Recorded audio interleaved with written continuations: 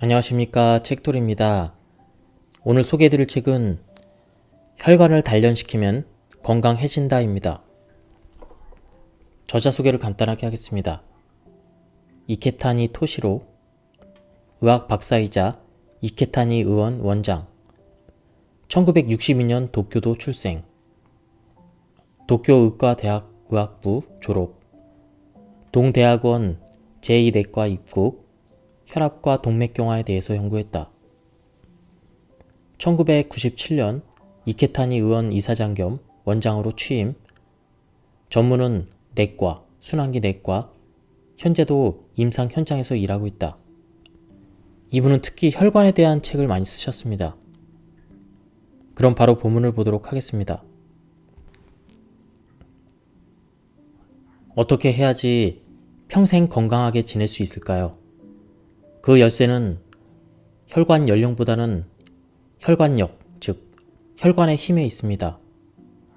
혈관력이란 것은 저자가 만든 용어로 혈관 전체가 간들거림을 유지하고 그 안쪽의 벽, 즉 내벽은 매끈매끈하여 혈액을 부드럽게 순환시킬 수 있는 힘을 말합니다.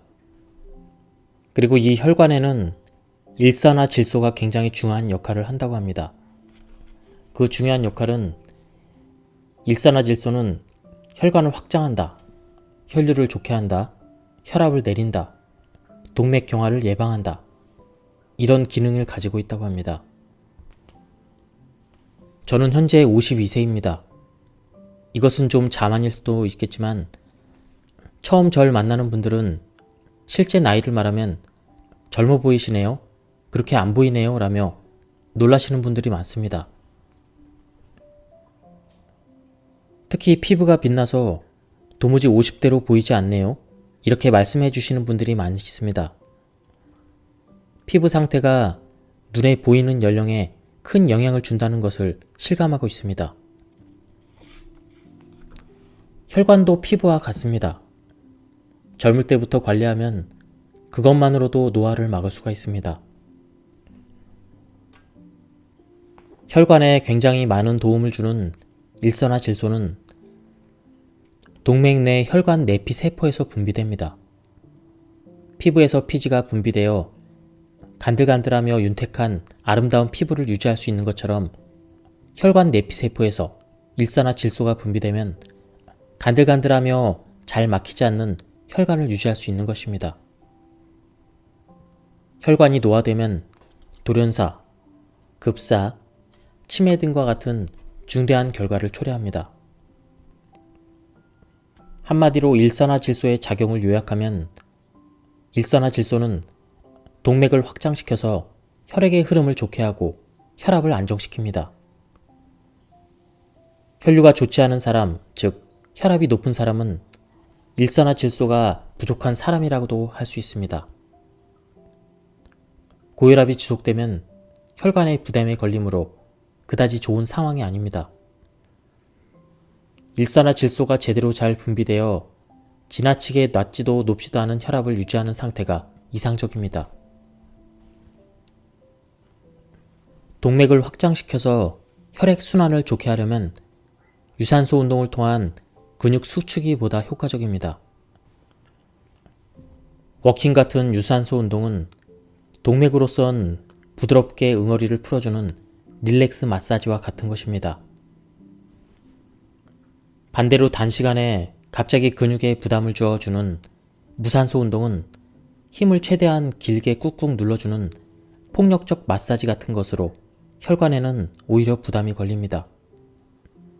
그리고 일산화질소력을 높이는 그런 것에 추천되지 않습니다. 유산소 운동으로 근육을 움직이면 산소나 영양이 소비됩니다. 몸은 그것을 보충하기 위해서 심박수를 증가시켜 보다 많은 혈액을 전신 세포에 보냅니다. 이때 근육에서는 브라디키닌이라는 물질이 방출되는데 이것이 혈관 내피세포를 활성화시켜 일산화질소 분비를 촉진합니다.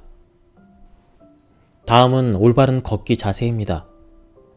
먼저 배와 등이 딱 붙게 하듯 힘을 주어 하복부를 홀쭉하게 만든다.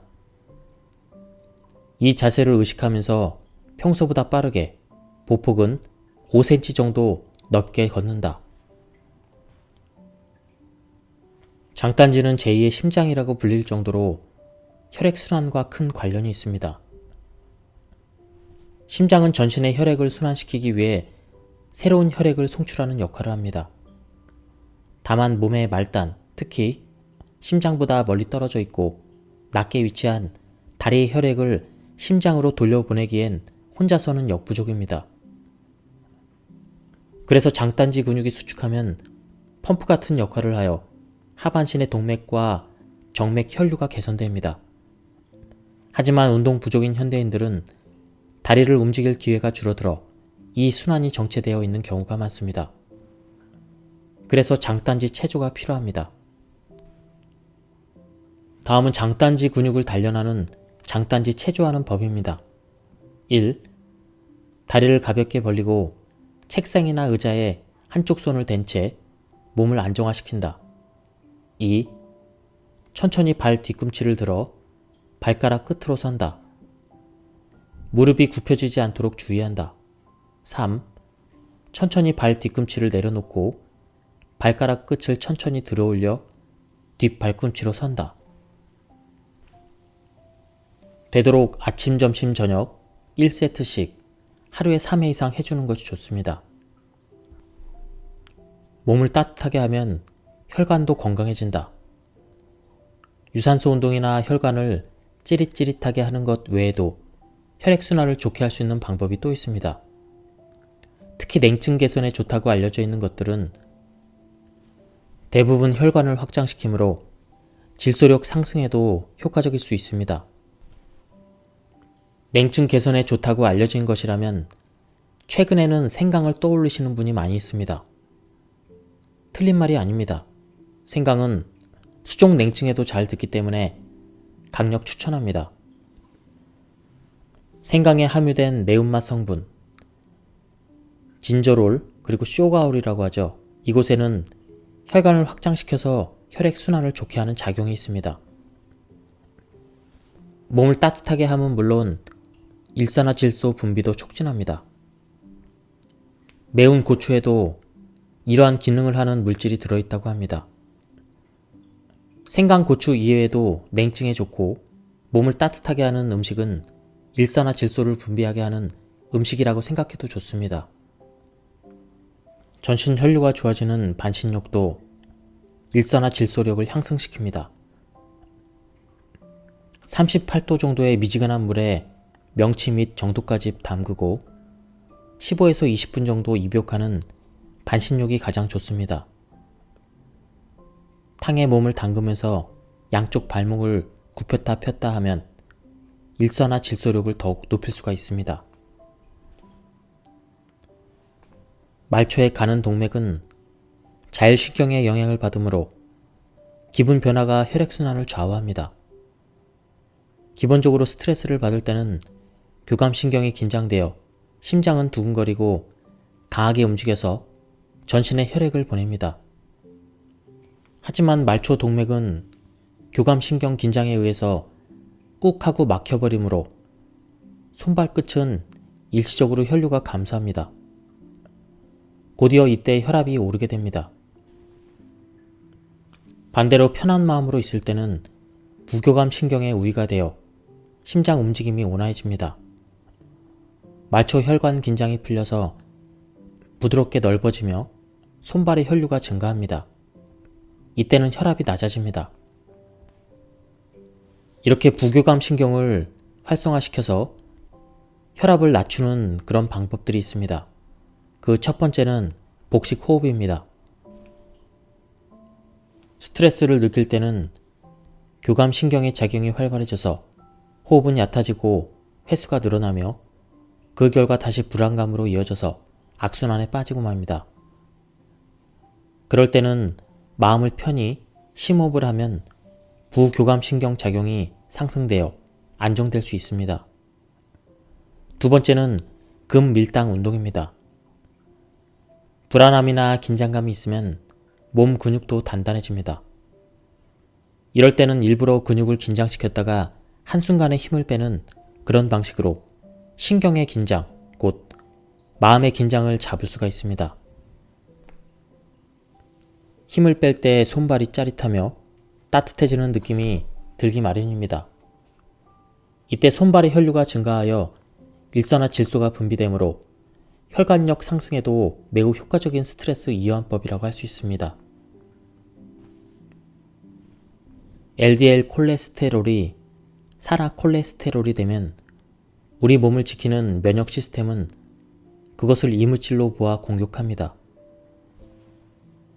면역세포인 백혈구 중 단핵구에서 분화된 대식세포는 아메바 같은 세포로 병원균 같은 이물질을 스스로의 체내에 가두어서 우리 몸을 지킵니다.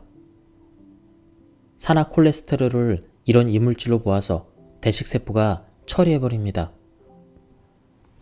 한계를 넘어설 때까지 산화콜레스테롤을 먹어치운 대식세포는 포말세포가 되며 지방 덩어리가 되어 혈관 벽내에 축적되고 마치 혹같이 융기됩니다.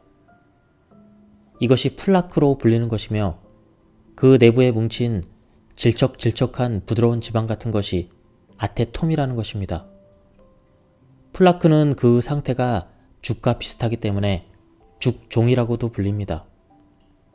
플라크가 커지면 혈관 내강이 좁아져서 혈류가 흐르기가 어려워집니다. 그리고 동맥경화에 의해 혈관벽이 약화되면 플라크가 터져 버리기도 합니다. 혈관 내피세포가 정상적으로 기능하면 막 생겨난 플라크를 어느 정도까지는 작게 만들 수도 있습니다.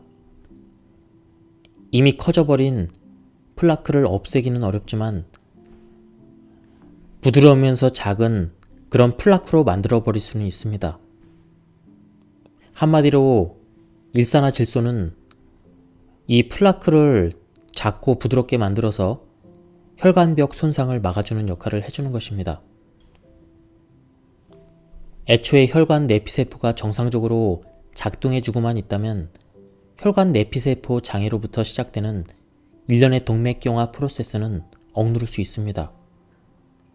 혈관 내피세포의 상처는 혈관 내피세포에서 나오는 일산화질소를 통해서 회복되기도 하고 혈관벽에 백혈구나 혈소판 같은 그런 것들의 침착도 잘 일어나지 않게 하므로 염증이나 혈전 형성도 억제할 수 있습니다. 그리고 혈관 내피세포와 함께 빠른 안정화를 도와주는 것은 등푸른 생선에 함유된 EPA입니다. EPA에는 혈관 내피세포 염증을 가라앉히고 혈관막을 만드는 코틴 작용이 있습니다. 생선이 혈관 사고 예방에 좋다는 것은 다양한 연구를 통해서 밝혀진 것으로 생선에 함유된 EPA는 뇌졸중 위험을 40에서 50%, 심근경색 위험을 약 20% 저하시킨다는 연구 결과도 있습니다. 저희 클리닉에서는 치료 일환으로 EPA 섭취를 권장합니다. 식사로 섭취하기가 어려운 분들께서는 치료약으로 고순도 EPA 제제를 섭취하도록 하고 있습니다. 이상지질 혈증 환자 26명에게 매일 고순도 EPA 제제를 섭취하도록 한 결과 2개월 뒤에 혈액 중 지질 데이터가 개선되고 혈관벽이 간들간들하게 젊어졌습니다. 하루 EPA 섭취량은 1800mg이었다고 합니다. 다음은 동맥경화 위험 요인에 대한 설명입니다. 먼저 동맥경화에 제일 안 좋은 것은 1위 흡연, 2위 고혈압, 3위 이상지질 혈증, 4위 고혈당, 그 다음으로 비만입니다. 건강한 사람이 혈관 사고가 일어날 위험도를 1이라고 했을 때 흡연, 고혈압, 이상지질 혈증 같은 위험인자가 한 가지 추가될 때마다 위험도가 3배 이상이 된다고 합니다. 이것이 바로 3배의 법칙입니다. 위험인자가 한 가지라면 3배이지만 2가지라면 9배, 3가지라면 무려 27배가 됩니다. 가속적으로 늘어나는 위험도에 좀 두려워집니다. 굳이 언급할 필요도 없이 흡연은 혈관을 노화시키는 가장 큰 요인입니다. 그 폐해가 너무 커서 그 위험도 중에 1위이며 악의 중심이라고 불러도 좋을 정도입니다. 담배 연기에는 니코틴, 타르 같은 유해 물질이 함유되어 있고 혈관 사고뿐만 아니라 발암 위험도를 높여주기도 합니다. 무엇보다 니코틴은 교감신경을 자극하여 심박수를 증가시키고 말초 혈관을 축축시켜 혈압을 상승시킵니다. 혈압이 오르면 혈관 내막이 쉽게 상처를 입어 동맥경화 진행이 가속화됩니다. 협심증이나 심근경색이 발생할 위험도는 흡연자와 비흡연자에서 크게 차이가 납니다. 흡연하는 것만으로도 남성은 3배, 여성은 3.1배 위험도가 뛰어오릅니다. 흡연 다음으로 위험인자는 고혈압입니다. 혈압이 높다는 것은 혈관 내벽에 항상 높은 압력이 걸려 있다는 것입니다. 수돗물을 좀 더 많이 보내기 위해서 펌프 압력을 높이는 것과 비슷한 상태입니다. 높은 압력이 항상 걸리면 혈관 기능도 떨어지고 그 결과 동맥경화가 진행됩니다. 또한 펌프 역할을 담당하는 심장의 부담도 커집니다. 쭉 혈압이 높은 상태가 지속되면 물론이지만 급격히 올랐다 내렸다 하는 것도 혈관 손상을 주게 됩니다. 혈압을 안정시키기 위해서는 염분을 피해야 됩니다. 하지만 염분을 피해도 좀처럼 혈압이 내려가지 않는 경우도 있으므로 혈압이 높은 사람들은 한 번쯤 의료기관에서 진료를 받아보시기 바랍니다. 콜레스테롤뿐만 아니라 중성지방도 주의가 필요합니다. 지금까지는 중성지방이 높더라도 동맥경화에 그다지 관계가 없다고 생각되었지만 최근 혈액 중에 중성지방이 많으면 매우 나쁜 콜레스테롤이라고 불리는 쉽게 산화되는 소형 LDL 콜레스테롤이 잘 만들어질 수 있는 것으로 알려졌습니다. 매우 나쁜 콜레스테롤은 동맥경화를 빠르게 진행시키므로 중성지방 수치에도 신경 써 주는 편이 좋습니다. 당화 반응이라는 단어를 들어보신 적이 있나요? 포도당이 단백질과 반응할 때 생겨나는 종말 당화 물질, 즉 AG라는 물질이 노화를 초래합니다. 하지만 이러한 AG보다도 더 위험한 것이 있습니다. 오히려 혈관의 고혈당 상태야말로 혈관을 노화시키는 원인입니다. 혈관을 구성하는 것은 단백질입니다. 혈관벽 단백질에 혈액 중에 포도당이 붙어서 당화되면서 혈관 내피세포가 장애를 입습니다. 또한 LDL 콜레스테롤도 산화되어 쉽게 변성되므로 동맥경화가 진행되어 버립니다. 식사에 함유된 당질이나 단백질에서 만들어지는 AG보다도 고혈당 상태가 이어져서 자신의 세포를 당화시켜버리는 그런 것이 더 큰 문제인 것입니다. 혈당 수치의 급상승을 막기 위해서는 채소부터 먹고 마지막에 밥을 먹는 순서의 식사 방법이 유효합니다. 같은 음식을 먹더라도 혈당 수치 상승이 느릴 수 있으므로 혈관에 대한 부담을 피할 수가 있습니다. 물론 채소로 이미 배가 부르면 마지막 밥을 조금 먹는 것도 중요합니다. 식사할 때는 채소부터 먹어서 혈당 수치가 너무 상승되지 않게 신경을 써야 합니다. 왜 채소가 혈관에 좋을까요? 혈관 질환에 국한시켜서 설명하자면 채소에 함유된 칼륨이 혈압을 상승시키는 나트륨 배설을 촉진하며 혈압을 안정시켜서 혈관 내피세포를 지킵니다. 또한 채소에 함유된 식이섬유도 혈관 서포트에 일조합니다. 식이섬유 중에도 물에 녹는 수용성 식이섬유에는 혈액 중의 콜레스테롤 배설을 촉진하여 지방을 분해하는 효소 작용을 도와주는 작용이 있어서 혈관 내피세포를 지킵니다. 이 외에도 채소에는 에너지 대사에 빠질 수 없는 비타민과 미네랄이 함유되어 있습니다. 탄수화물이나 지질, 단백질이 차를 움직이는 가솔린이라면 비타민이나 미네랄은 엔진 오일과 같습니다.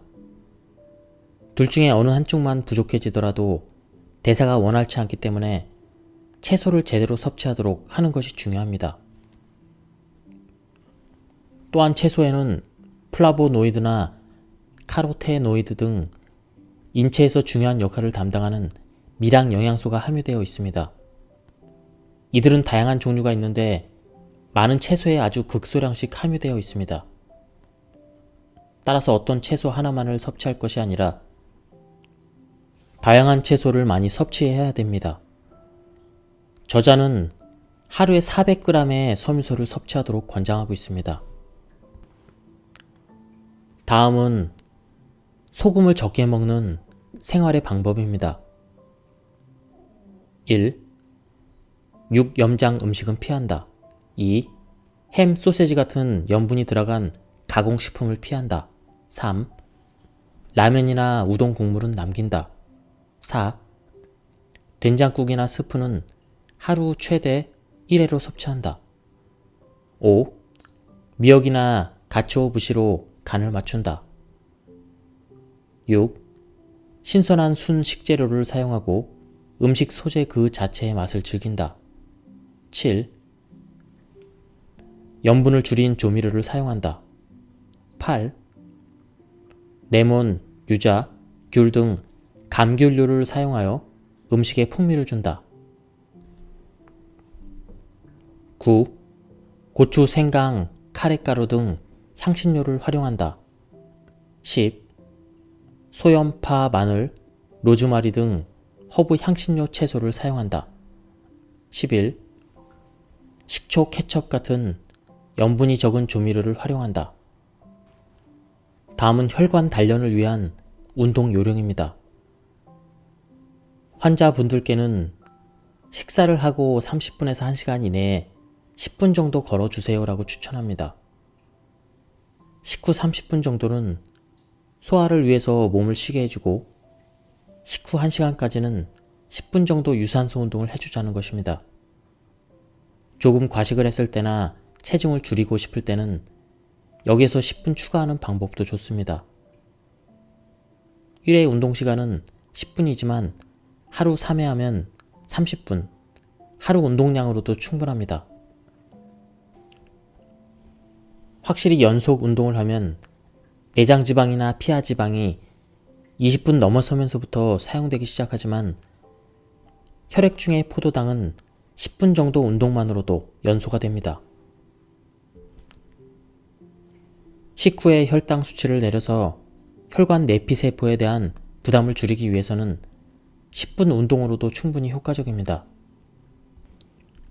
우리가 자는 시간도 혈관 건강에 굉장히 중요하다고 합니다. 왜냐하면 우리가 잘 때 손상된 혈관이 회복되기 때문입니다. 수면 시간은 너무 짧아도 너무 길어도 좋지 않습니다. 실제로 수면 시간이 5시간 미만, 8시간 이상이라는 케이스에서 질환이 잘 일어나는 것으로 알려져 있습니다. 6시간에서 7시간 정도가 사망률이 낮은 수면 시간입니다. 제가 추천하는 것이 혈관 내피세포를 지키고 체중을 증가시키지 않게 무리 없이 할 수 있는 얼렁뚱땅 당질 제한입니다. 아침 식사는 당근 주스만, 점심은 단백질이나 채소를 중심으로 하고 탄수화물을 피하도록 합니다. 그리고 저녁 식사를 제대로 해주는 방법입니다. 한간에 이야기되는 당질 제한은 어떤 상황에서든 당질은 섭취하지 않으며 엄격하게 시행하는 경향을 보입니다. 이것은 너무 극단적입니다. 어디까지나 과도하게 섭취하는 것이 문제이지 전혀 섭취하지 말아야 되는 것은 아닙니다. 우리 몸은 에너지원으로 당질을 필요로 합니다. 과도하게 먹지 않는다면 문제가 되지 않습니다. 적절히 섭취하도록 합시다. 예, 지금까지 이 책에 대한 리뷰를 모두 마쳤습니다. 제가 주관적인 관점으로 발췌해서 낭독해 드렸습니다. 이거 한번 구해서 읽어보실 것을 추천드립니다. 예, 여기서 리뷰를 마치도록 하겠습니다. 감사합니다.